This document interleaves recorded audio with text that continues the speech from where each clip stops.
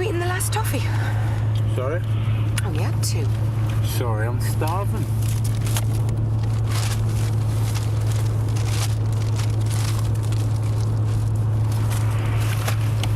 Oi. What? Don't fiddle when I'm driving. It's freezing. Aren't you cold? I like it cool when I'm driving. Cool, yeah, but not freezing. All right, turn it up a bit.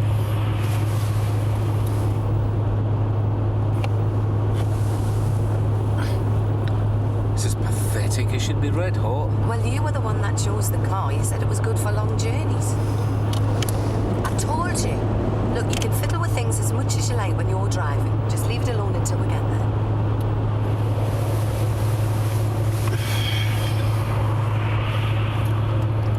How much further? We're nearly there. Can you get the directions to the nick there in the door pocket? It says follow the signs to the town centre, is that right? Aye, the A303. Good God, is this your handwriting? No. Rod Skays took the call. Rod? Oh, well, we'll end up in Swansea then. You better know. What time's your date? It's not a date. I'm going to have a look at a flat. It's the last one in the block. All the rest are being sold. What time? 8 o'clock. 8 o'clock? That should be all right, no problem.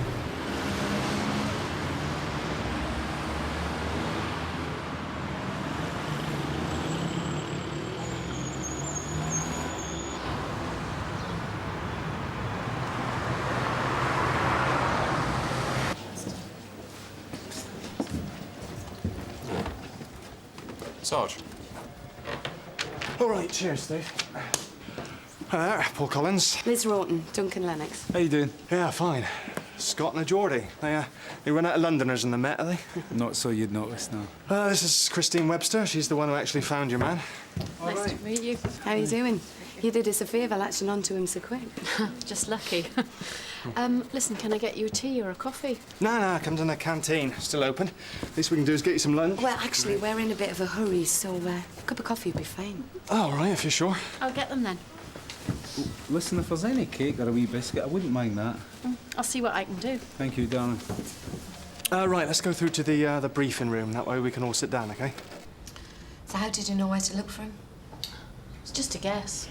Well, when your fax came through saying he might be in this area, I looked up his record, and it was pretty obvious he liked working in the bigger hotels, so I thought that we should go round a few with his picture.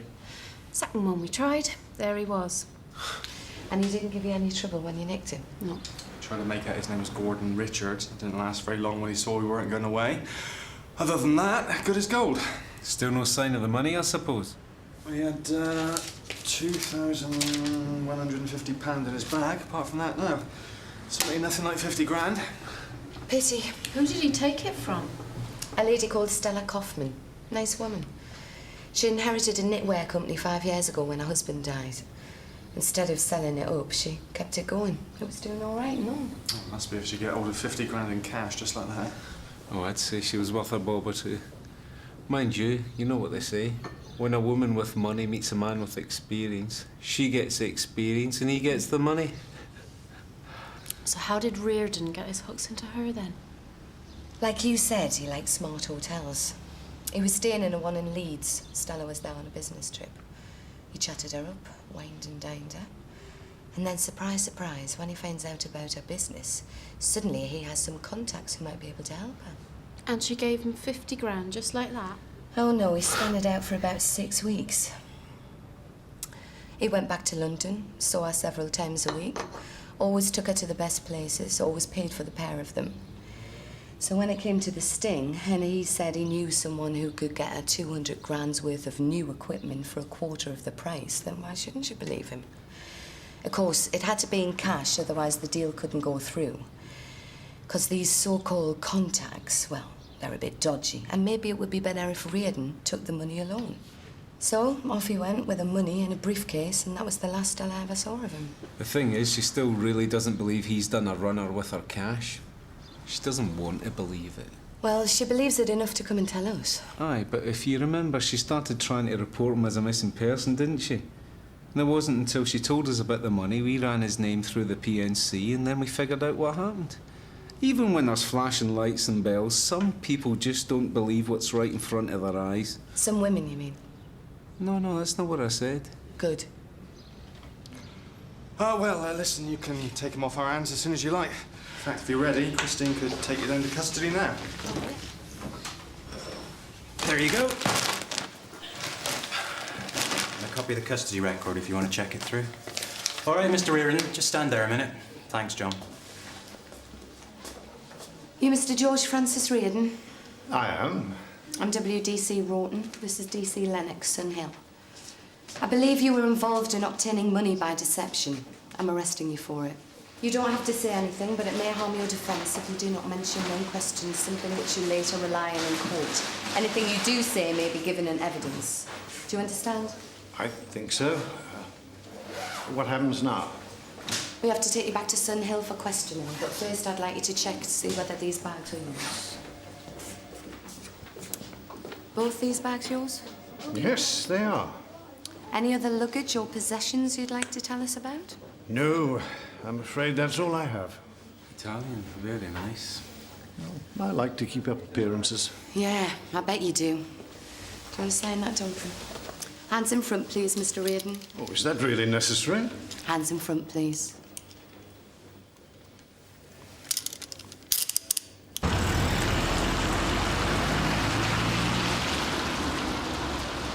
Oh, no. This isn't the way we came. We should have turned left. Couldn't. It was one way. But if you turn left, we're just going to go back on ourselves.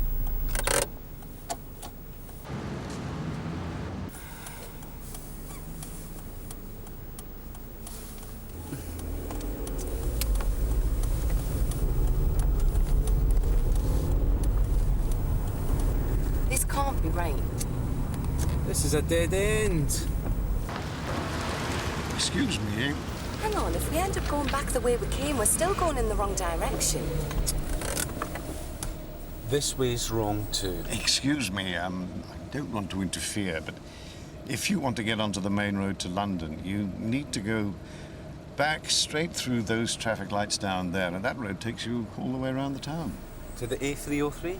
Well, if that's what it's called, I don't know. I don't drive, but I know I've been that way before. Well, if you don't drive, why would you know the way? I've always thought it useful to remember where you've been, just in case you don't want to go there again.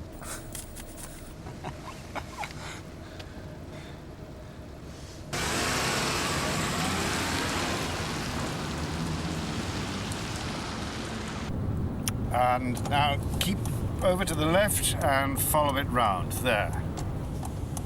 There's the 343. You've got a good memory, Mr. Reardon.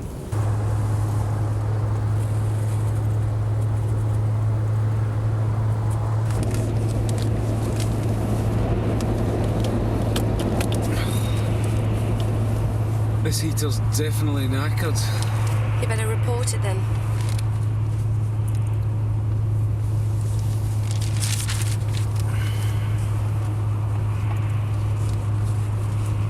So how come you don't drive, Mr. Reardon? Sorry? Driving. You never learned, or you just don't like it? Oh, I never got round to learning. Well, there didn't seem any point when there were always taxis around. That's a bit of a disadvantage. I mean, taxis aren't very reliable when you want a quick getaway, are they? Well, not if you're robbing a bank, perhaps. That never appealed to me. So we'd noticed. Have you finished that already? Well, it's not exactly War and Peace, is it? Liz, there are some services coming up. We should get some petrol. Right. Does anybody want anything? If we've got a newspaper that's got any news in it, it would be nice. Mr. Reardon? Do you think they have a toilet here? Well, I don't know. I'll go in and ask. You take him to the toilet, I'll fill it. Otherwise, we're going to be here all day. You all right there?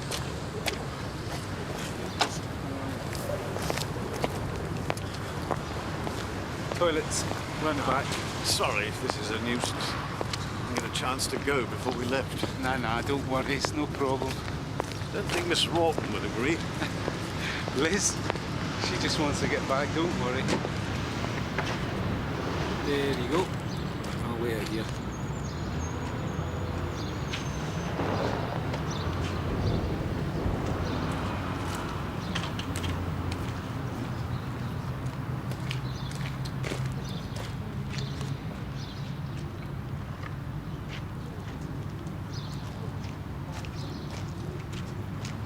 Liz! Liz! Liz! Here, take this and we'll end up paying for it. Get me some sandwiches in, eh? Where's Rawton? That's all right, it's in the toilet. Duncan! Oh, whoa.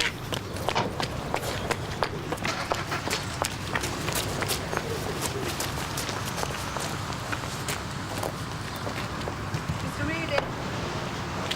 Brilliant.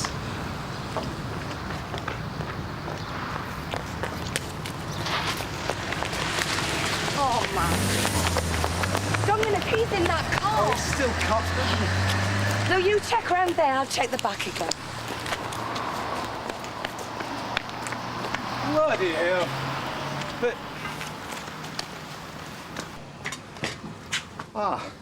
I thought it'd be all right if I got some newspapers and some sweets. Wasn't quite sure. Could you get my wallet? Where did you go? Oh, when I came out, I just wanted to stretch my legs round the block. Well, next time, could you ask, please? Of course. Sorry. I got you a guardian. Is that all right?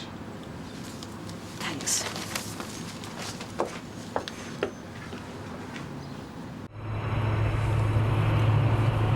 so is it true what they say, Mr. Reardon? You can't con an honest man. I don't know. I've never tried. Come on.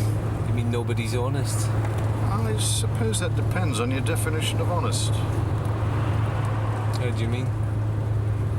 Well, most con games work because the mark's greedy, not necessarily dishonest. It helps if they are. How can you tell? Well, you can't. Not to begin with. No, all you can do is tell them your secret, your problem, see how they react. Secret? What secret? You've lost me. Well, it's not called a confidence game because the con artist has some great power to make people tell him their secrets. No, it's the opposite of that. I tell someone my secret and take them into my confidence. I still don't follow. All right, let me give you an example. You're the landlord in a pub, and I'm a businessman. I've been coming in every lunchtime for a week at about 12:30 for a sandwich and an orange juice. Now, I always sit at the same place at the bar, and once or twice we've talked about the weather. Okay? Okay. Right. Well, today I come in as usual at 12:30. This time I've got an old clock under my arm. I put the clock on the bar. I order my orange juice and sandwich. And you say... Nice clock you got there, mister. Great, isn't it? It's just like what I had in the house when I was a boy. When I saw it just now, I couldn't resist it. Actually, it gave me a bit of a problem. I don't know, could you do me a favour? Sure. What is it? Well, you see, I've got a business meeting this afternoon and I can't very well turn up with an old clock under my arm. I wonder, could you put it behind the bar for me? Just up there? I'll come back and pick it up after my meeting. Well, you see, I'm giving you my confidence. I'm telling you I've got a problem. I'm trusting you to help me. So what do you do? Put the clock behind the bar. Of course. Why wouldn't you? You're a nice man. You're helping me out. So what happens next? Nothing. I eat my sandwich and go off to my meeting. Time passes. An hour or so later, another man comes into the pub. Now, he's smarter than the businessman, young, casual, orders a drink, you give it to him. And then he notices the clock at the back of the bar. Excuse me. I know this is going to sound a bit odd, but that clock back there, would you mind if I had a look at it? Why was it to you? Well, you see, I'm a collector of clocks, and that one, well, I think it might be quite rare. Well, would you mind? I'll be very careful with it. Sure. Okay. Thank you. Don't believe it. It is Taylor and Radcliffe, 1927. Do you know how many of these they made? Only 200. Most of those in America and Japan. Do you know, the last one sold in this country went for, well, let's say it was a decent amount. Look, I'll give you £1,000 for this, cash. 1,000? All right. 1,200, but not a penny more. Now look, just let me go to the bank. Damn, I can't. They're closed. Look, I'll tell you what I'll do. I've got 100 here. Why don't you hang on to that as a down payment on the rest, and I'll be back with that in the morning after I've been to the bank. Okay? Whatever you do, don't let anyone else have that clock. So what happens now? So, now the second man leaves, and you've got the clock, and you've got £100, right? Except you also know that the clock is worth at least 1,200. So when the businessman comes back from his meeting to pick up his clock, what do you do? Oh, I don't know. I suppose I could tell him how much the clock is worth. Well, you could, but remember, you've already taken the £100. The guy who gave that to you thinks it's your clock. He wants to buy it from you. He's coming back in the morning to give you another £1,100. So if I buy it off you, the businessman, for £200, I stand to make £1,000 profit, right? Right. Except, you know, I don't think I want to sell it for £200. I don't think I want to sell it at all. I might not find another one. Well, I'll give you £300 for it. No, I don't think so. I really don't want to sell it. £400? No, but thanks for looking after it for me anyway. Now look, I must dash. All right. I miss my train. £600, and that's my final offer. 6. You've got a deal. And you walk over to your till or your safe, you take out £600, you hand it over to me, I shake you by the hand and walk away. So I'm still going to make £600 when this bloke comes back tomorrow, right? Right. Except he never does come back because he's working with me. And now we've got your £600 and you've got a clock worth about 20. Bingo. That's a confidence game. Very clever. So, were you dishonest or just greedy? Oh, I don't know. I suppose a bit of both. But I knew I was going to make profit, even though you were forcing the price up. Yeah. That's how it works. Show the punter what he could make and then pull back, go all reluctant. You know, the more you say you don't want to sell it, the more they want it. In the end, they're practically forcing you to take their money. Psychology. And you can work the same scam on a bigger scale. Hey, do you want to buy a Rembrandt painting? Sit back, please, Mr. Real. Oh, of course, I'm sorry. What do you think, Liz? About what? The clock, Con? Nothing. It's all this scam they all are. Aye, but would you fall for it? Yeah, I might do. I don't think you'd use that one on me, would you, Mr. Real? I'd probably get the wine and roses treatment like Stella Kaufman. Yes, I think flowers might work better than clocks. That's what I thought. Must be a problem, though, George. I mean, if anyone knows how you work, they'd be ready for you. You could never get them. Well, perhaps not with the clock game, but something else would probably work. Nah, they'd see it coming. You really think so? Absolutely. Well, you're probably right. Can I ask a question? Yeah. How is Stella? I think she'd feel better if she still had £50,000 in her bank account, if that's what you mean. Yes. Yes, I suppose so.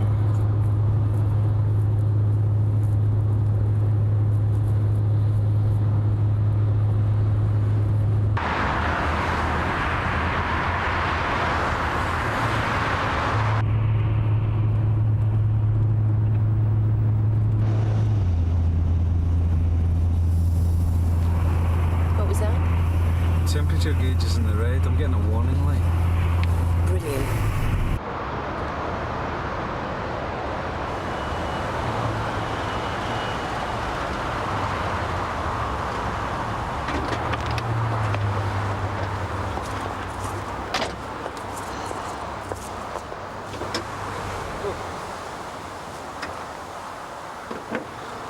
There's no water. Didn't you check it before we set off? Of course I did. Water, oil and tyres, they were all fine. There must be a leak. Suppose we could fill it up and see how far we get. Yeah, and then get stranded in the middle of nowhere. Well, Well, we better phone the AA. You got the card? yeah. Is there a problem? Yeah, there could be. Listen, if you want to get out and stretch your legs, you can. Don't wander off, though, will you? Thank you. Oh. Look, I'm sorry about what happened at the last petrol station. I didn't mean to, you know. Yeah. Is it a serious problem? Don't worry, we'll get there. They're on their way. How long? Half an hour, maybe more. So much for seeing the flat. I think we should eat something. Are you hungry, George? I wouldn't mind a cup of tea. What about you, Liz? Well, I think we should stay here. Oh, come on. We can get a table by the window, keep an eye on the car, see when the AA man comes. What about the handcuffs? You know they make people nervous. Oh, we'll take them off. Should be okay, as long as one of us stays with him. All right, then. But if he's any trouble... He won't be.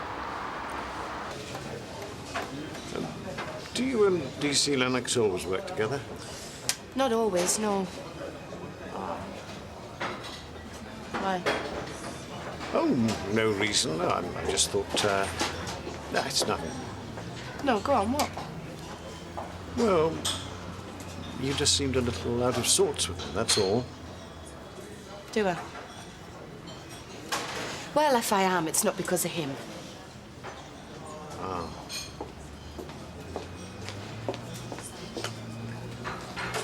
Look, I don't expect you to believe this, of course. But I wish things had been different this time.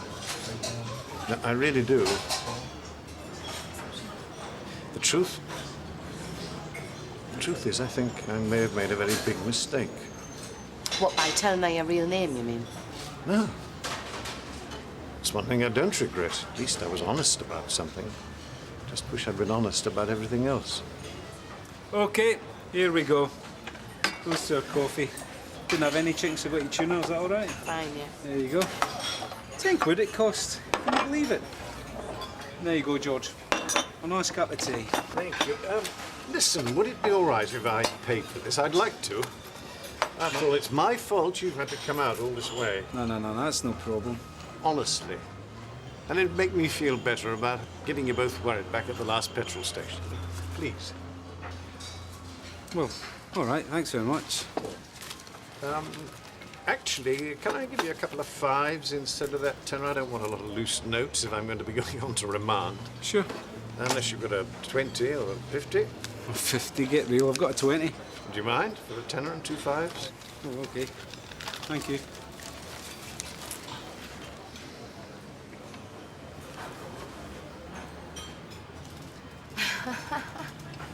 What? What? How much did George just give you for all that? A tenner. You saw him. So how much you got left? Wait, what is this? Come on, how much you got? Wait, I had 30. I spent a tenner. He gave me change. Oh, wait, Wait, what's going on? George didn't give you anything. You just changed your own money. You've been had, Duncan. Sorry, Mr. Lennox. But you see, if anyone knows you, you can't get away with it. Wait, that wasn't a con, that was just a trick. Yeah, and you fell for it. Let me give you the 10. No way, pal, you keep your money. Would you like another coffee? I really will pay for it this time. No, thanks. I suppose we better wait and see what the verdict is out there.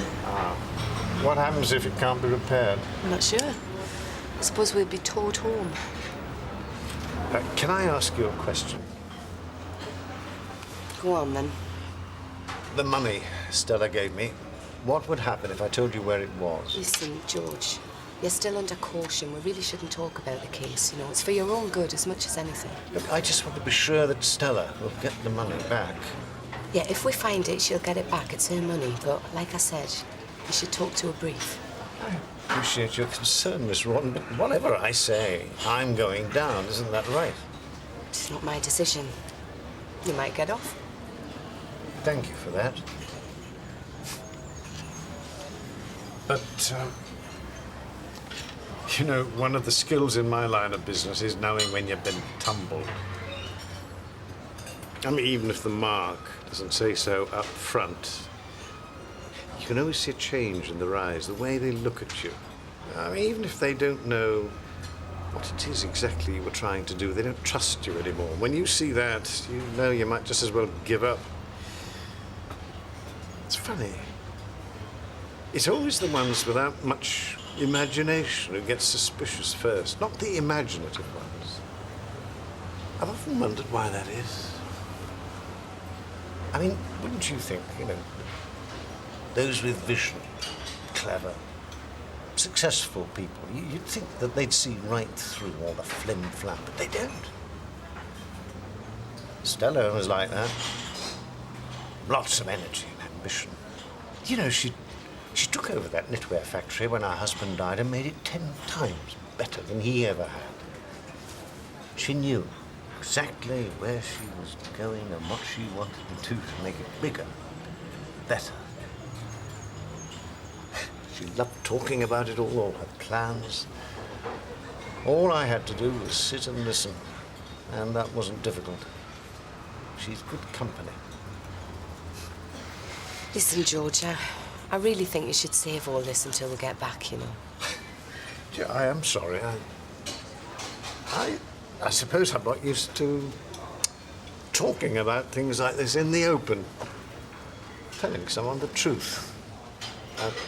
Going under false pretenses. Oh, I don't know. Perhaps I ought to get out of this game.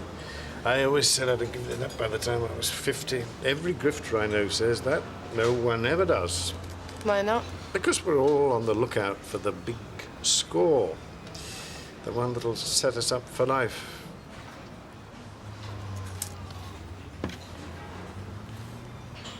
So what's the biggest score you've ever had, then? Well, the biggest one I was ever part of was in 1968. Toronto. I mean, I didn't set it up. I was the roper. He's the one who gets the mark interested, lets others take over. It took 3 months, and we made $2.3 million. Well, no one got caught. Well, the police never knew. The mark had his own reasons for not telling. What did you do with your share of the money? Who knows? Hotels and restaurants, good clothes, good wine. It always goes, no matter how much there is. Well, I need some chocolate. Come on, let's go and see what they've got in the shop. Oh, are you sure? I mean... Well, you can't stay here on your own, can you? Come on.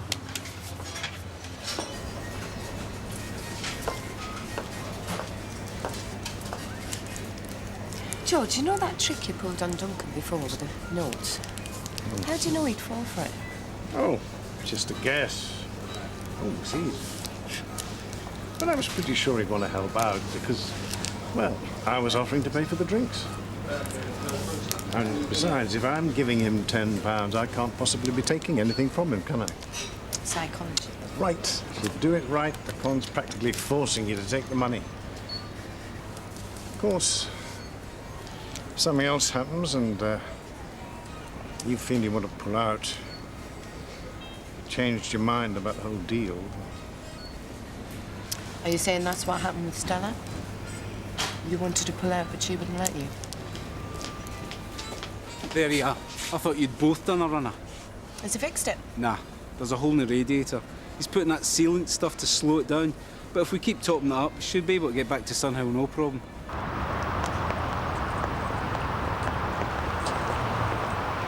Would it be all right if I changed my jacket before we set off? This one isn't very warm.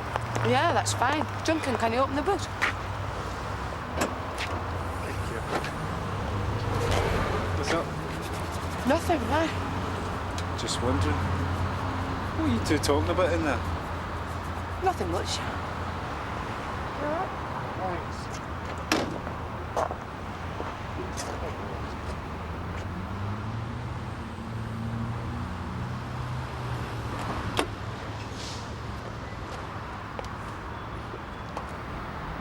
Right, let's get going.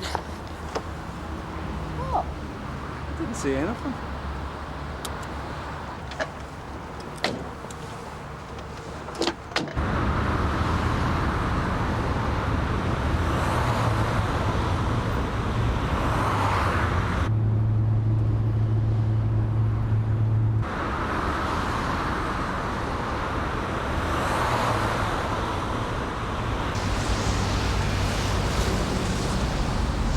Liz, we're going to have to stop again.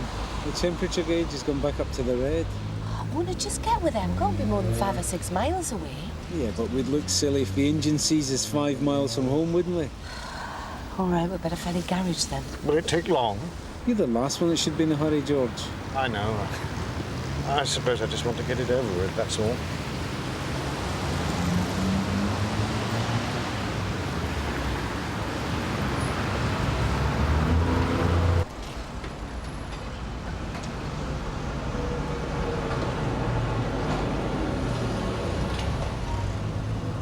You all right, George?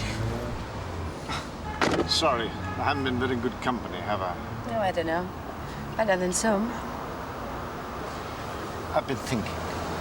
Do you think it'd be all right to get in touch with Stella once the trial's over? Do you think she'd mind? I don't know. Would you mind if you were her? I don't know, but I'm not her, am I, George? No, of course not.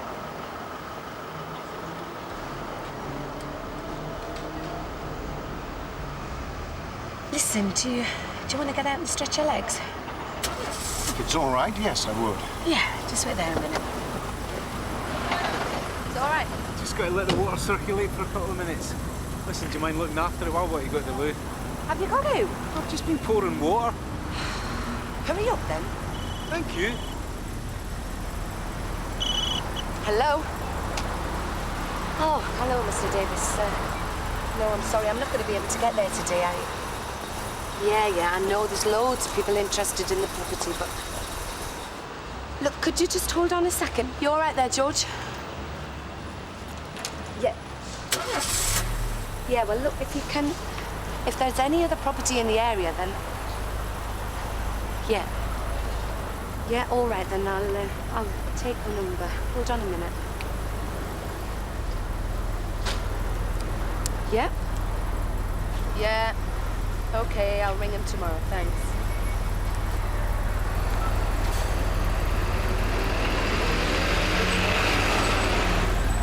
Oh, shit.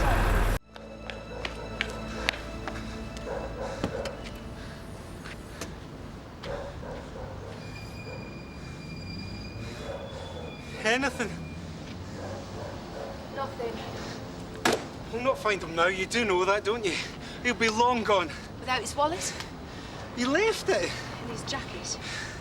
Well, that won't make any difference now. He'll head straight for the 50 grand he took from Stella Kaufman. Yeah, maybe. Oh, come on, Liz. I don't mind admitting that he conned me with that stupid trick about the sandwiches.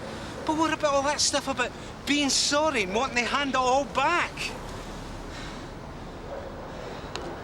That was just to put us off our guard. He saw his chance and he legged it. What's that? It's a left luggage receipt for Waterloo Station. I reckon we should check this out, you know. You can't be serious. It could be for anything. So you want to go back to the Nick instead, do you?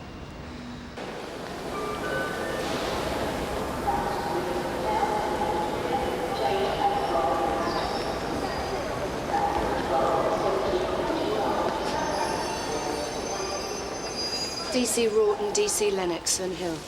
You still got the bag that goes with this ticket? If I hadn't, you wouldn't have the ticket, would you? Would you like me to fetch it for you? If it's not too much trouble. Well, it's no trouble, mate. That's what I'm here for.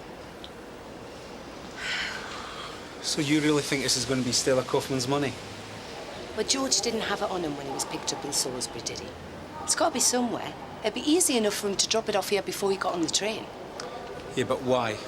If you're going to do a runner with somebody's money, you tend to take it with you. Is this it? Yeah. Well, that matches Stella's description.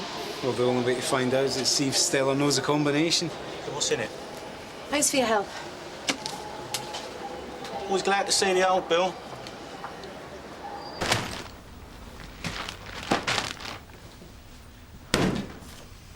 A perfectly simple, straightforward pickup. Nothing difficult, nothing complicated. You just go down there and you pick him up, and then you bring him back here. I take it you have looked for him. We went all over, Gov, but no trace.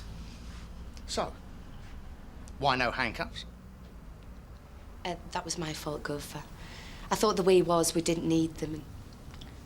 We both thought he was pretty harmless, Gov. Is there any chance of getting him back? Well, we put his description out from CAD, and we've still got his personal possessions. We've just picked this up from Waterloo. We think it's Stella Kaufman's money. Think. It's locked. But if Stella knows... All right. Just get her in here first thing in the morning. Meantime, I am late for a date, so you and you can write up the details of how this fiasco occurred.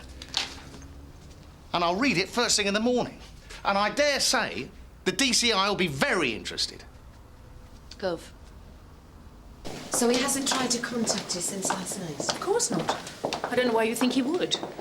Well, when he escaped, he didn't have any spare money or clothes on him. You didn't tell me that on the phone. Morning, Stella. Thanks for coming. If you'd just like to take a seat in here, we'll be with you in a minute. Has he been in contact with her? She says not, no. Not very likely, was it? Don't think even George would have the face to go to Stella for help. Do you want me to go and get a briefcase? Yeah.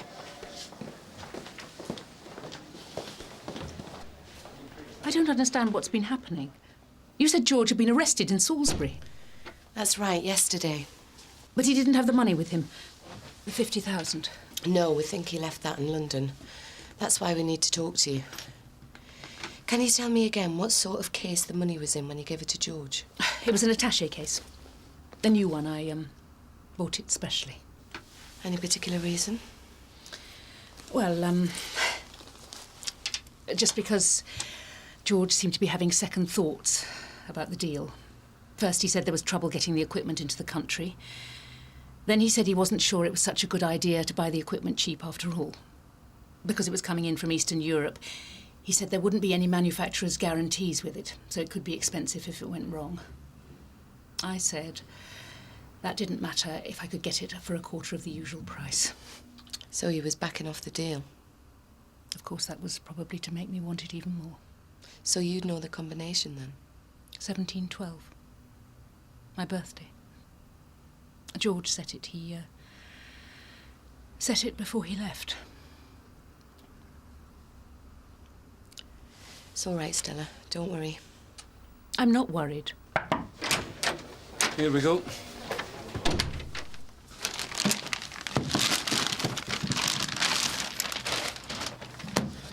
Do you recognise it?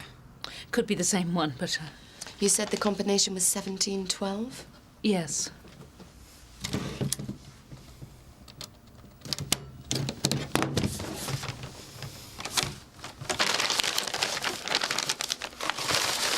Ooh. That looks like 50 grand to me. Is that George's handwriting? Yes. Can I open it? Go ahead.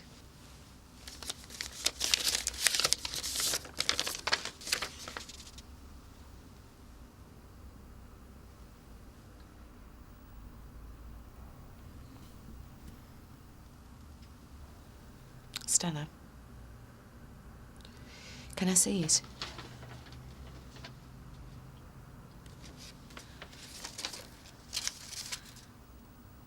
I don't want to go through with this. You mean drop the charges? Why? I've got the money back. That's all that matters. Stella, even if you have got the money back, that's not all there is to it. Can I have a look at the letter, please? It's personal. From George to me. Stella. No. No, I'm sorry. I've decided. I won't change my mind. Sorry. Can I have a word?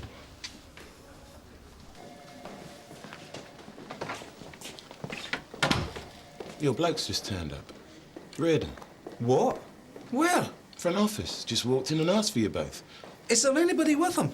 What do you mean, so he doesn't kind of walk away again? Which way did he go? Which way did he go? He didn't walk away. Just disappeared. All right. Listen, Gary, do us a favour. Stella Kaufman's in there. Get her a cup of tea or coffee. Tell her we'll be back in a couple of minutes to take our withdrawal statement. Okay. And don't tell her about Reardon, OK? Trust me. Maybe we should tell her that he's here. She might change her mind about withdrawing the charges. You really think so? It might. What? Duncan, it's obvious. She's still in love with him. Oh, never mind. Come on.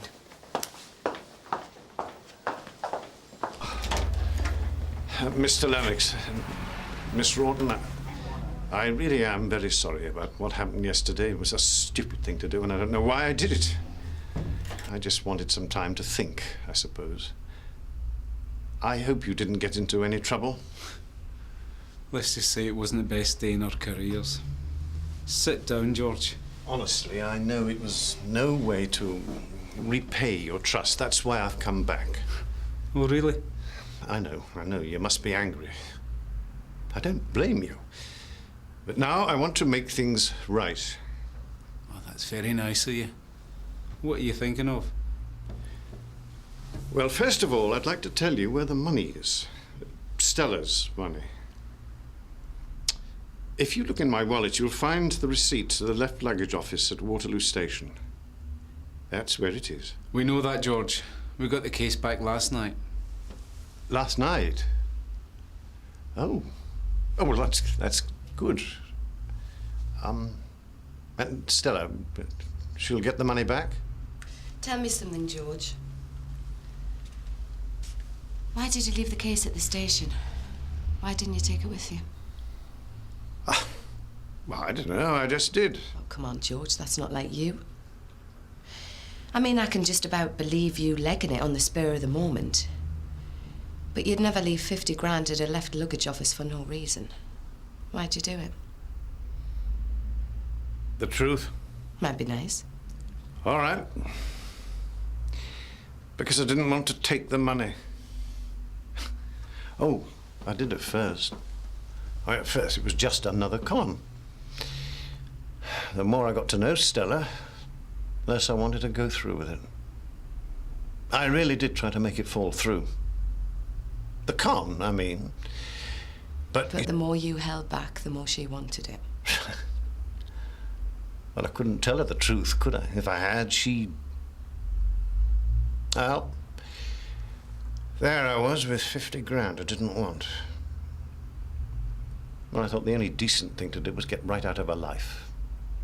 I thought if I left the money at the station, I could write and tell Stella where it was and send her the receipt so she could claim it. And that's what I did. Unfortunately, before I had a chance to send the receipt, D.C. Webster and her colleagues found me. And what about the letter to Stella in the case? Ah, you found that? What's it say, George? I was just trying to tell her the truth, that's all. So, what happens now? Statement? Charges? I really would like to get it all over with. No. No charges, George. Stella's withdrawn her complaint. So as soon as you get your things back, you're free to go. Withdrawn? Well, I don't understand. Why? No, neither do we. But then we haven't read the letter. You wait here and we'll get your stuff. Well, thank you again, Miss Rawton. Oh, and tell Mr. Lennox that... Stella.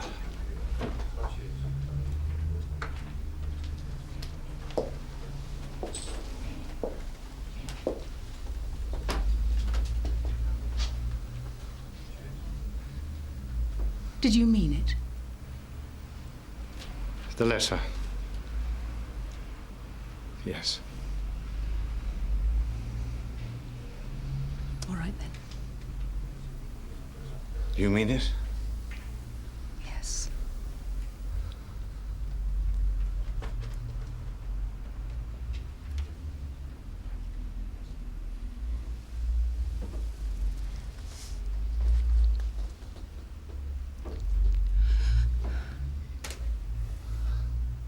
Car's outside.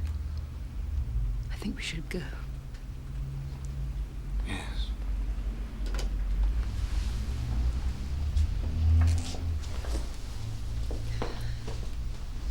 Thank you.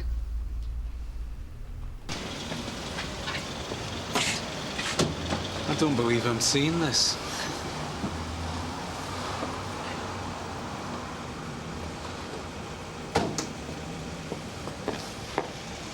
Do you think you could find a charity shop for these? Your suits? Why? Well, they're more like working clothes. I don't need them anymore. Are you serious, George? Stella means that much to you that you're going to give up the con? Well, no, not completely. I'm still involved in one game. George. It's okay. This time I'm the mark. You? That's right. You know, I always thought love was the biggest con of all. Who knows? You work it out.